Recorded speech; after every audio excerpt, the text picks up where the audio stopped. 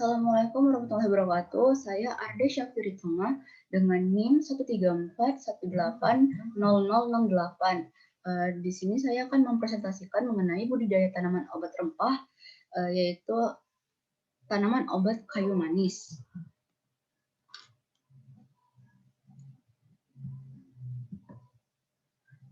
Kayu manis merupakan tumbuhan penghasilkan rempah. Nah, biasanya dapat digunakan sebagai penyedap rasa masakan karena memiliki aroma pedas dan manis. Selain sebagai penyedap rasa, kayu manis juga dapat dimanfaatkan sebagai obat-obatan karena kandungannya sangat bermanfaat. Seperti dapat menurunkan kadar gula darah dan lain-lain. Tanaman ini memiliki bentuk lonjong elips yang panjangnya dapat mencapai 4 sampai 14 cm dengan daun berbentuk bulat, berwarna hijau mengkilap.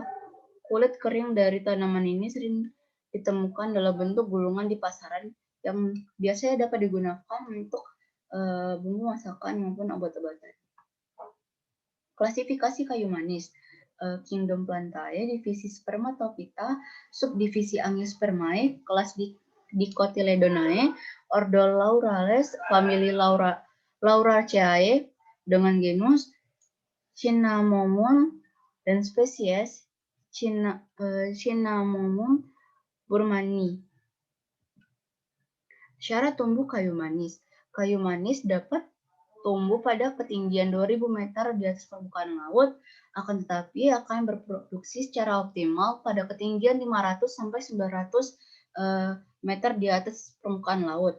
Nah, jenis tanah sendiri yang dikehendaki tanaman kayu manis yaitu harus sesuai dengan pertumbuhan kayu manis seperti tanah latosol, andosol, dan juga dapat tumbuh pada tanah ultisol dengan pH atau derajat keasaman 5 sampai 6,5. Selanjutnya curah hujannya dikehendaki sebanyak 2000 sampai 2500 mm per tahunnya dengan suhu rata-rata 25 derajat Celcius dengan suhu maksimum 27 derajat Celcius dan suhu minimum 18 derajat Celcius. Kelembaban 70-90%. Kemudian semakin tinggi kelembaban maka pertumbuhan akan semakin baik.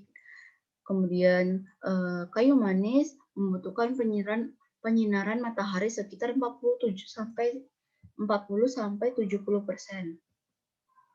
Kemudian morfologi tanaman kayu manis. Tanaman kayu manis memiliki akar yang tunggang, berpembuluh dan berwarna kecoklatan. Batangnya berkayu, bercabang, dan berwarna abu-abu. Kayunya berwarna coklat muda dan berkulit halus. Kulit batang dapat dimanfaatkan sebagai bumbu masakan untuk kesehatan, sebagai obat-obatan, dan lain sebagainya. Kemudian daun kayu manis memiliki daun tunggal, berbentuk elips, memanjang, dan kaku seperti kulit. Letak daun berseling, panjang tangkai daun 0,5 sampai 1,5 cm, panjang daunnya 4 sampai 14 cm dengan lebar 1,5 sampai 6 cm. Ujung daunnya itu runcing, memiliki tepi yang rata, permukaan atas licin berwarna hijau, dan permukaan bawahnya bertepung dengan warna keabu-abuan. Daun mudanya berwarna merah pucat. Kemudian bunga tanaman kayu manis berkelamin dua atau bunga sempurna dan berwarna kuning. Ukurannya sangat kecil. Kelopak bunga berjumlah 6 helai dalam 2 rangkaian dan tidak bertajuk. Kemudian buahnya seperti buah buni, berbiji satu dan berdaging, bentuknya bulat memanjang, warna buahnya yang masih muda berwarna hijau dan yang sudah tua berwarna ungu tua.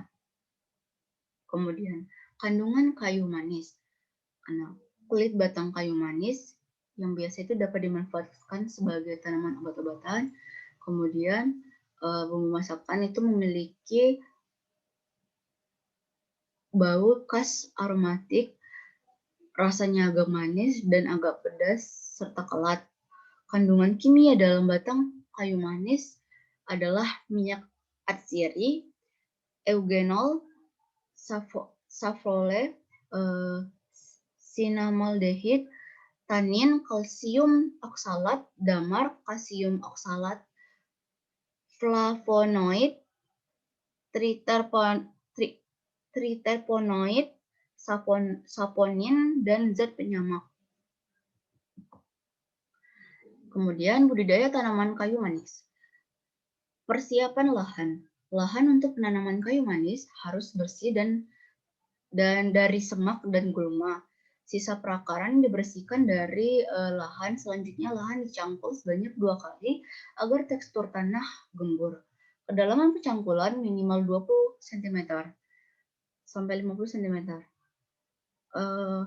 Semakin dalam pencangkulan, maka pertumbuhan tanaman akan semakin baik, terutama di lokasi pembuatan lubang tanam. Setelah dicangkul, tanah diratakan kembali. Untuk sistem penanaman monokultur, jarak tanam bisa agak rapat, sedangkan untuk penanaman sistem tumpang sari, jarak tanam dapat diperlebar 3 kali 3 meter atau 4 kali 4 meter. Selanjutnya penyiapan bibit tanaman kayu manis. Bibit kayu manis dapat berasal dari biji, tunas, maupun stek.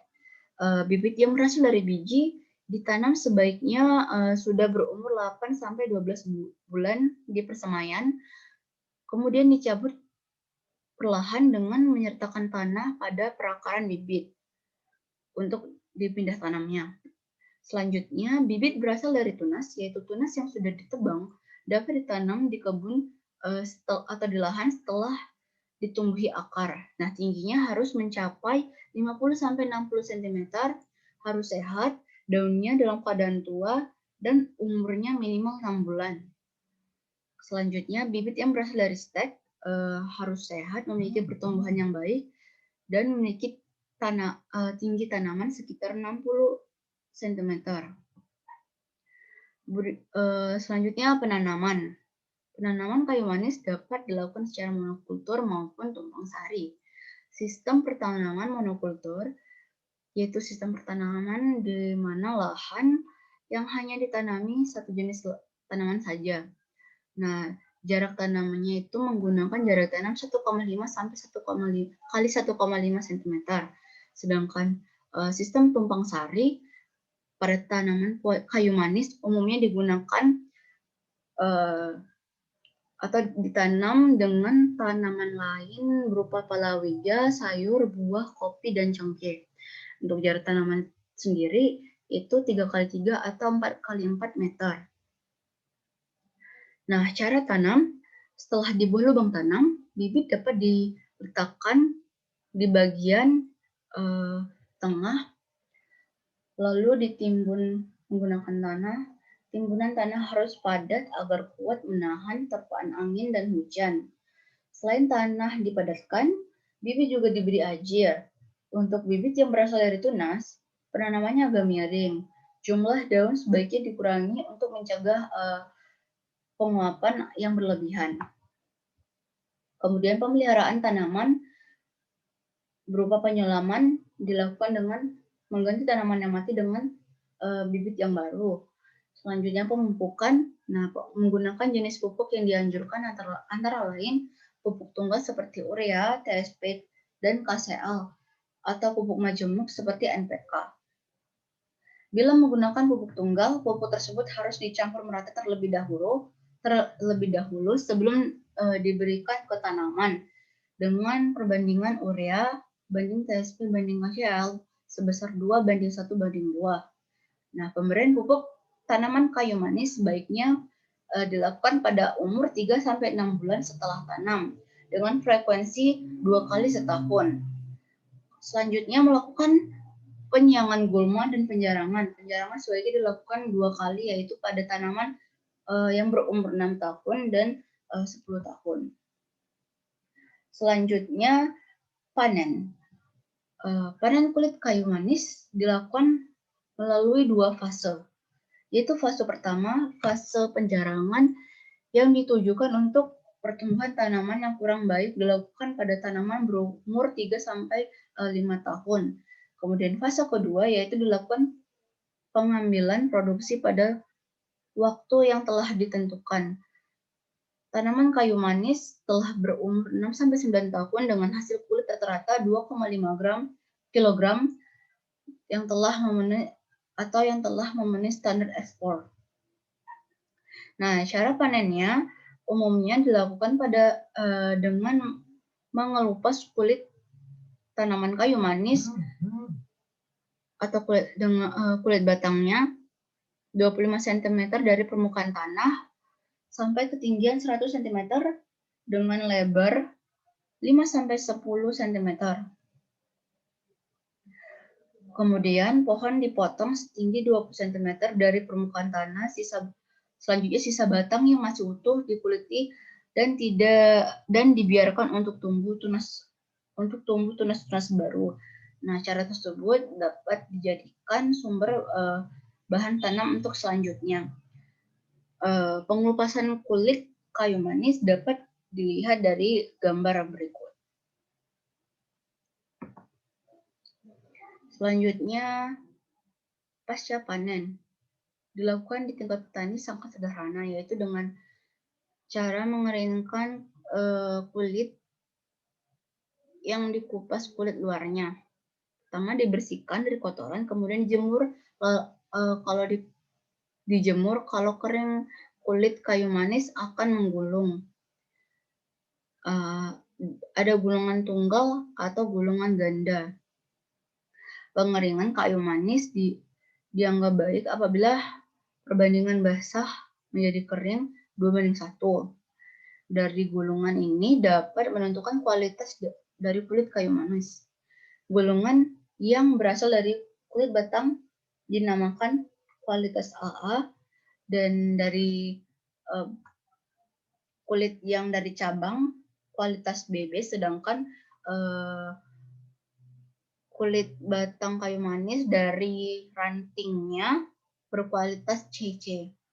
Kulit kayu manis kemudian dipotong-potong sepanjang 30-80 cm. Nah, di samping merupakan gambar pengeringan kulit kayu manis, kemudian penyimpanan kayu manis yang telah dikering. Selanjutnya, proses pengolahan kulit kayu manis menjadi minyak atsiri.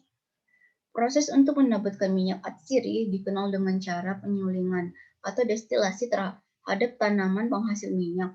Di dunia komersial terdapat 3 metode penyulingan minyak atsiri, antara lain pertama penyulingan dengan sistem rebus atau water distillation, kemudian penyulingan dengan air dan uap atau water and steam distillation, kemudian yang ketiga penyulingan dengan uap langsung atau direct steam distillation. Penerapan penggunaan metode tersebut didasarkan atas beberapa pertimbangan seperti dari jenis bahan baku tanamannya, karakteristik dari minyaknya, proses difusi minyak dengan air panas, kemudian dekomposisi minyak akibat efek panas, efisiensi produk, dan alasan nilai ekonomi serta efektivitas dari produksi minyak atsiri tersebut. Nah, manfaat minyak atsiri dari kayu manis yaitu dapat meningkatkan sistem imun, menyeimbangkan kadar gula darah, mengurangi nafsu makan berlebihan sehingga cocok untuk diet, kemudian mempercepat proses penyembuhan luka, meningkatkan sistem pencernaan, kemudian mengatasi infeksi jamur, lalu melancarkan sistem metabolisme. Gambar di samping merupakan hasil dari minyak atsiri kayu manis. Sekian presentasi dari saya, kurang dan lebihnya mohon maaf. Terima kasih. Assalamualaikum warahmatullahi wabarakatuh.